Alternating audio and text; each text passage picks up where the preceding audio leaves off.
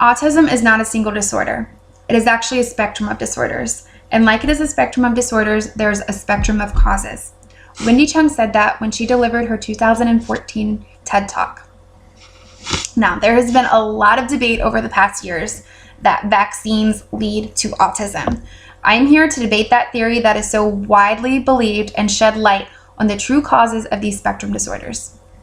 First, let's identify exactly what ASD, Autism Spectrum Disorder, is. This is a definition that I got from Autism Speaks. It is the most direct and straightforward definition that I thought would relay the clearest to you guys. Autism Spectrum Disorder, or ASD, and autism are both general terms for complex disorders of brain development. These disorders are characterized in varying degrees by difficulties in social interaction, verbal and nonverbal communication, and repetitive behaviors. As of 2013, all autism disorders were merged into one umbrella diagnosis of ASD. Now that we know what ASD is, let's talk about vaccines. What is a vaccination? A vaccination is a medicine that is put into your bloodstream to help prevent different diseases. Now, 2 to 3 million deaths are prevented from vaccinations each year. Vaccines have also helped, on average, expand the American life by 30 years in the past century. But 1 out of every 5 child does not get vaccinated. Why? Why is that? Why do people refuse to vaccinate their children when 25 different diseases are prevented and millions of deaths are saved annually? Let's talk about this for a second. It's not so black and white. Many celebrities endorse that vaccines cause autism, many religions, and of course, many articles on Google. Now, I took a poll to a public forum, Facebook, to find why people don't vaccinate their child, or if they have issues with it at all, and where they got the information and why they believe what they believe. This is some of the answers that I got, and it's pretty shocking.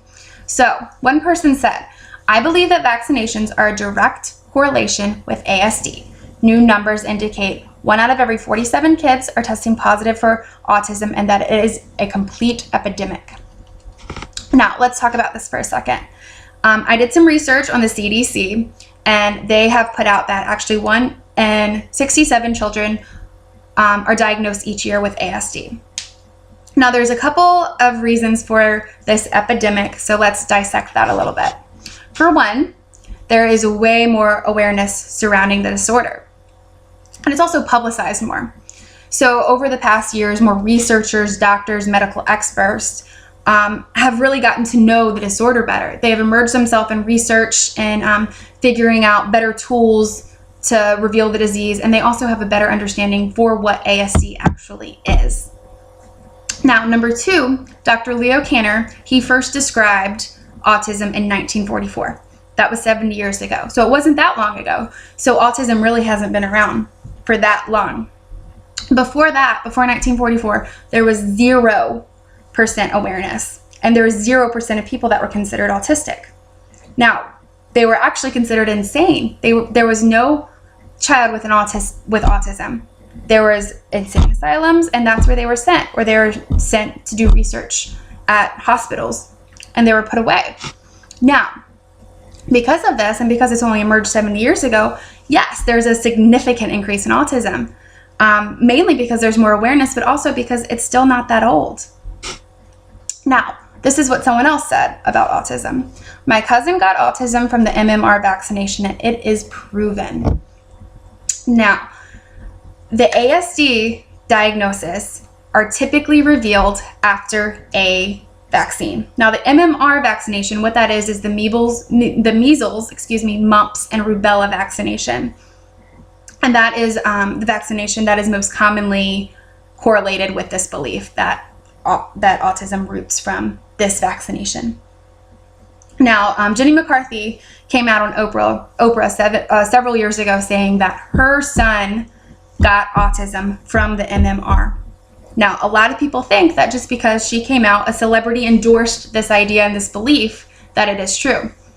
It has not been proven. There has been no research indicating that this is a known scientific thing. There's no evidence backing it, even though a lot of celebrities and a lot of people in the media endorse the idea. this is a really big issue because it's on the parents to get their child vaccinated.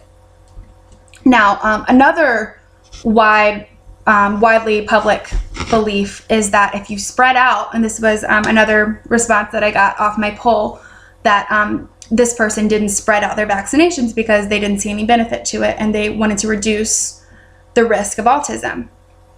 Now, this is a complete myth as well. There's Dr.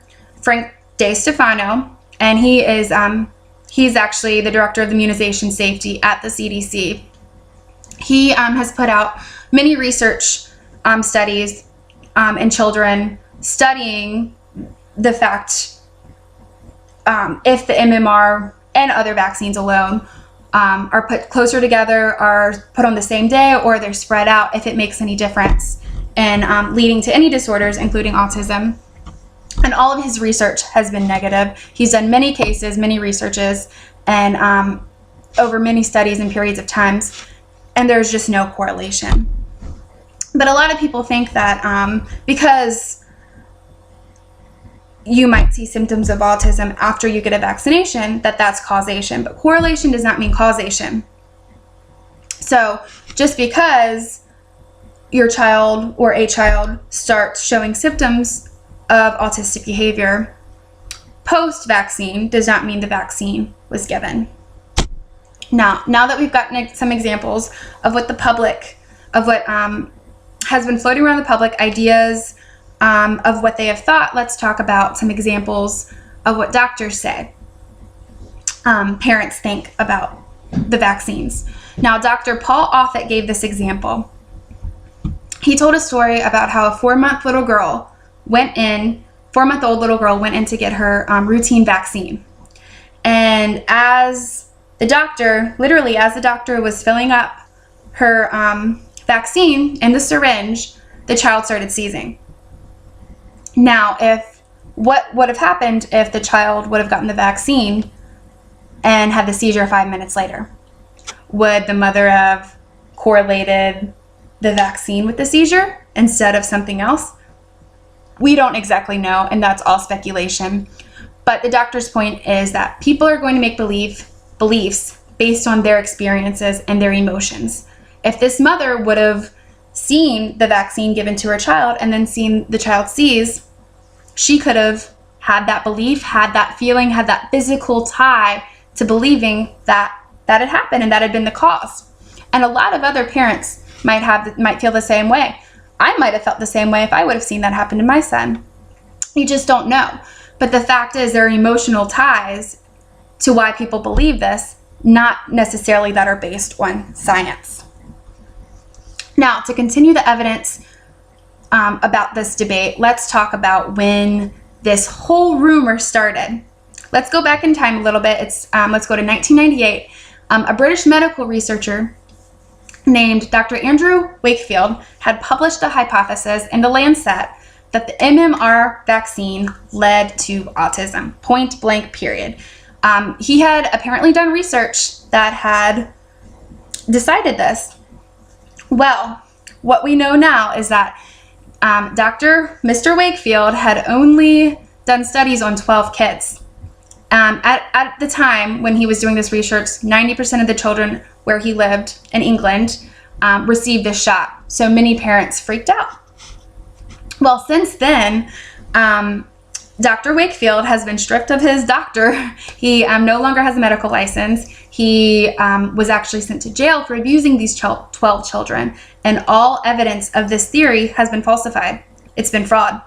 So yeah, the guy who actually came up with this idea, he's not even a doctor anymore. He was considered a liar. And it's ironic because I asked I got 70 responses back on my poll, and not one person even commented on this. Not one person knew it. So the media has a way of telling you things, but you have to really dig and find research to unveil the truth. And this is one of the things that I unveiled that was shocking, something that I didn't know.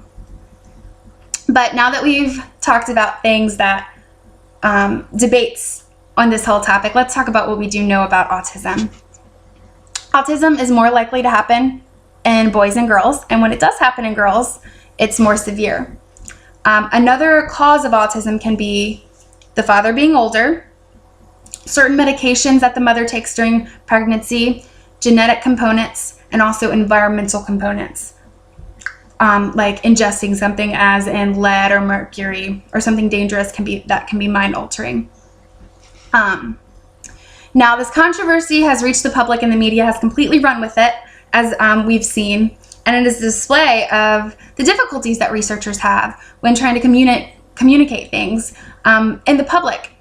And although these studies have been set and that the evidence has been made pretty clear, it shows how hard scientists have communicating real evidence with us because there's so much false evidence to work through. Now, I hope you guys have really enjoyed this speech, and I hope you take more time to research it yourself if it's something you're interested in. There's many sites that you can go to that are included in my sources, but a good one is autismspeaks.com. Thank you so much for your time, and have a wonderful day.